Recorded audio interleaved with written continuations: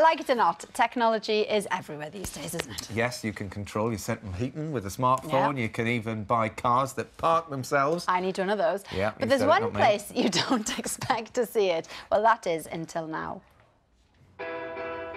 This is Southampton Old Cemetery, one of England's oldest municipal graveyards. A place where every headstone has a story to be told. It's all here. Wars, epidemics, catastrophes. The lives and the deaths of ordinary people. What little information there is on the gravestones is tantalising, but for me, it's never enough. But now, we can learn more. Because here, smartphone technology is being used to bring history back to life. This is a QR code, ordinarily found in magazines and adverts. You scan them with your smartphone, usually to take advantage of some promotion or irresistible offer. But in this instance, it's for something far more meaningful. Watch this. A special app on a smartphone reads the code which links instantly to a website. In this case, telling you all you need to know about the late Henry Witt. When you scroll through the web page here, we learn that Henry was a fireman on the Titanic, and heroically he stayed at his post when the ship hit the iceberg in case a fire broke out. Suddenly Henry becomes more than just a name on a memorial. You get a sense of the living man and what he did. Just a simple click can give you access to a treasure trove of information about everyday lives in another age. And it could be a way for any of us to let future generations know who their ancestors were. That's what inspired Joe Davis. He's installed one of these QR codes on his parents' grave in Bridgend, South Wales. Scanning it takes any visitor to a website filled with material about his father's exploits in the Second World War, much of it recounted by the man himself. My father achieved such a lot and experienced such a lot in life that using this website and the QR code, I can basically share this story with many, many other people. Dorset-based funeral director Stephen Nimmo was one of the first in the UK to offer these QR codes. His firm has made around 100 in the past 18 months. But with it costing up to £275 for technology that might soon be outdated, are they anything more than a high-tech gimmick?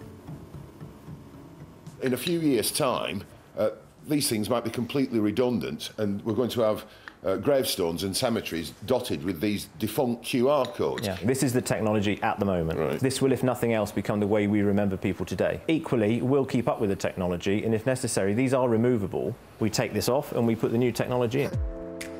For mother of two, Nikki Hastings, the idea of creating a living virtual memorial has a very particular resonance.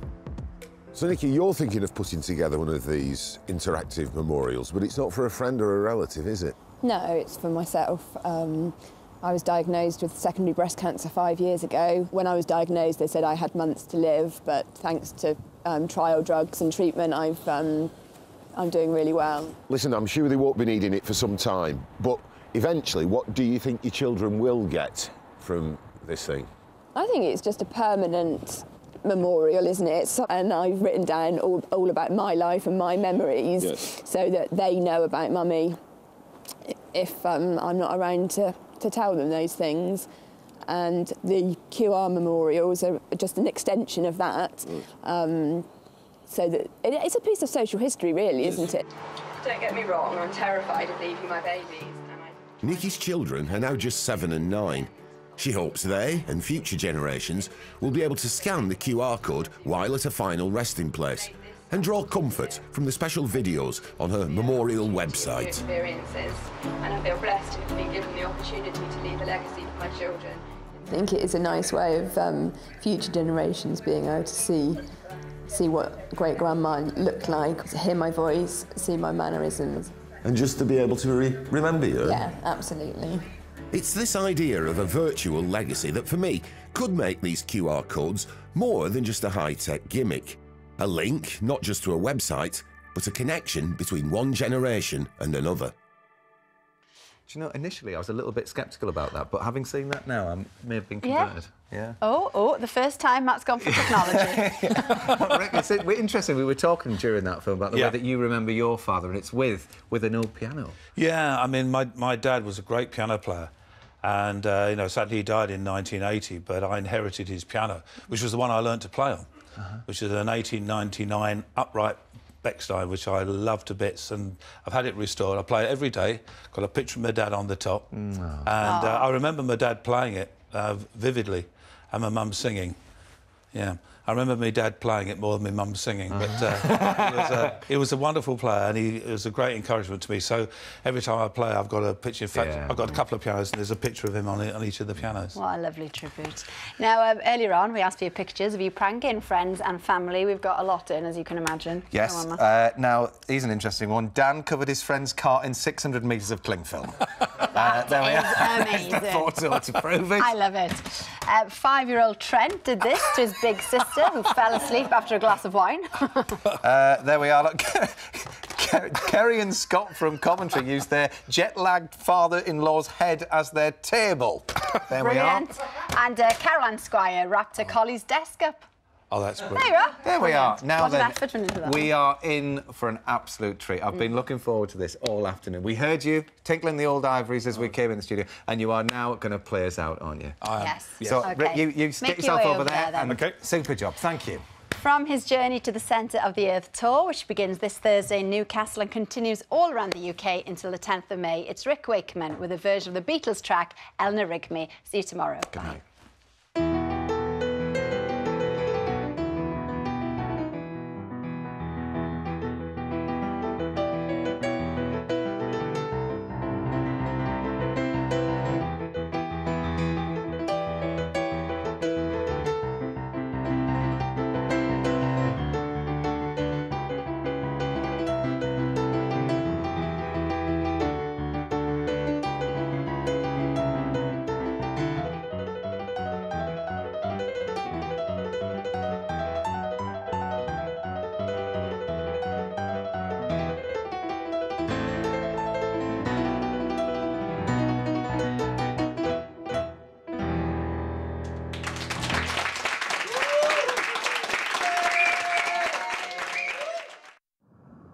A heartbroken Ian